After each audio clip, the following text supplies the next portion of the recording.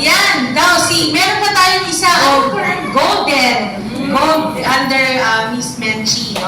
Yan, si Miss Tessie. Okay, go. Ayaw ko sana magsalita kasi ninervyos ako, pero hindi ko rin palampasin itong pagkakataon na magpasalamat kina Coach Perks kasi noong February yata na schedule ito, kaya lang na-move ng I think April, pero na-move ulit, and then ngayon na talaga ay natupad yung wish namin na magkaroon ng live good presentation dito sa Ifugao. We are very grateful, Coach, for coming to Ifugao with Ma'am.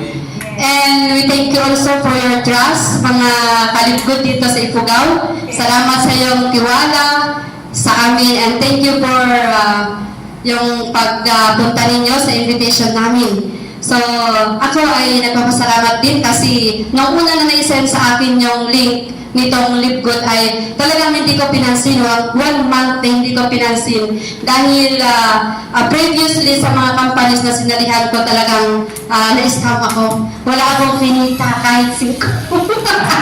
Walang bumalik talaga. So, talagang hindi ko pinansin yung na-send sa akin. Pero, nung makulit yung nag-send sa akin, thank you pala Ma'am Menchi, siya yung apply ko.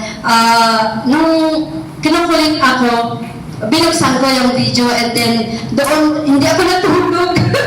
nung nakita ko, napanood ko yung video, talagang hindi ako natulog, and then I even go to Solano sa BPI para malagyan ko lang yung ATM ko para mag-join agad. So, sabi ko, ay, thank you Lord. Siguro mo ito yung way mo para maka-breakthrough ako financially, then thank you Lord sa ginamit kong tao. So, nagiging grateful din ako sa apply ko. And then, ayun, ginawa ko talaga siya. Hindi naman ako madaldal, pero meron yung isang first direct ko, nung nag-invite siya, parang na-ignite yung excitement ko rin na mag-invite. So, tinutuloy ko, and then, ayun, medyo lumaki yung grupo namin. And then, i-recognize ko pala yung mga kasama ko dito na gold team, si Sir Ronnie Balaoy. Siya yung mga kasama natin. Yung dalawang gold team dito, wala sila dito.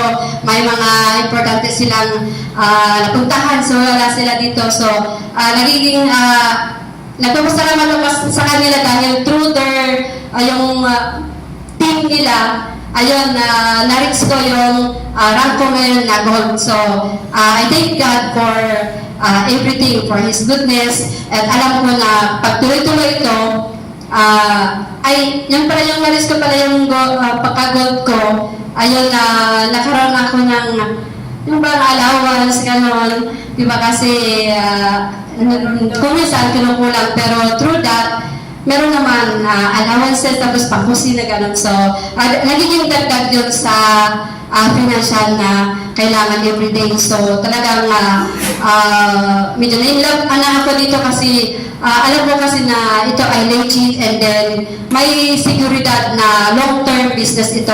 Hindi ito fly-by-night na sinasabi nila. So, salamat, and encouraging everyone na tuloy natin mag-join tayo dito sa Good. Thank you. Ni Ma'am Tessie, naiiyak siya kanina.